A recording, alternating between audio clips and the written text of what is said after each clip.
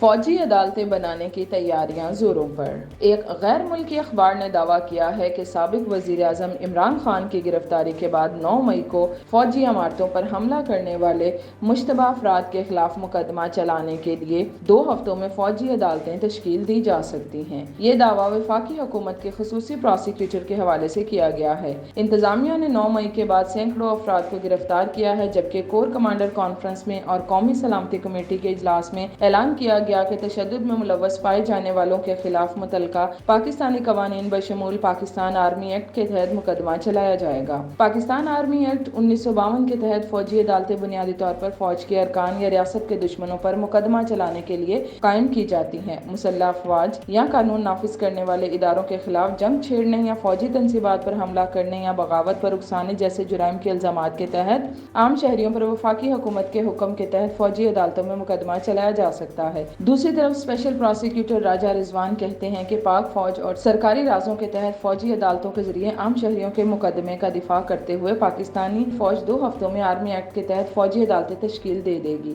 تاکہ فسادات میں ملوث افراد کا مقدمہ چلایا جا سکے۔ اس عمل کو شروع کرنا قانونی ہے۔ انہوں نے مزید وضاحت کرتے ہوئے کہا کہ آفیشل سیکرٹ ایکٹ نے فوجی تنصیبات پر حملوں اور ان کی خلاف ورزی اور تجاوزات کی ممانعت کی ہے، جن کے خلاف آرمی ایکٹ کے تحت مقدمہ چلایا جا سکتا ہے۔ ایک بار جب فوجی عدالتیں قائم ہو جائیں گی تو ملزمان کو بے گناہی ثابت کرنے کے لیے دفاع کا موقع ملے گا۔ فوجی عدالتوں سے سزا پانے والے فیصلے کے خلاف فوج کے اندر اپیل کورٹ میں اپیل کر سکتے ہیں اور بعد میں آرمی چیف کی طرف سے رحم کی اپیل مسترد ہونے کے بعد ہائی کورٹ میں ریٹ پٹیشن بھی دائر کریں۔ راجہ رضوان عباسی مزید کہتے ہیں کہ اگر کوئی مجرم سمجھتا ہے کہ فوجی عدالتوں میں ٹرائل میں کوئی خرابی ہے تو وہ ہائی کورٹ میں ریٹ پٹیشن دائر کر سکتا ہے۔ فوج کو فوجی عدالتیں بنانے کے لیے پارلیمانی یا کابینہ کی منظوری کی ضرورت نہیں ہوگی، کیونکہ اسے آرمی ایکٹ کے تحت پہلے ہی ایسا کرنے کا اختیار حاصل ہے۔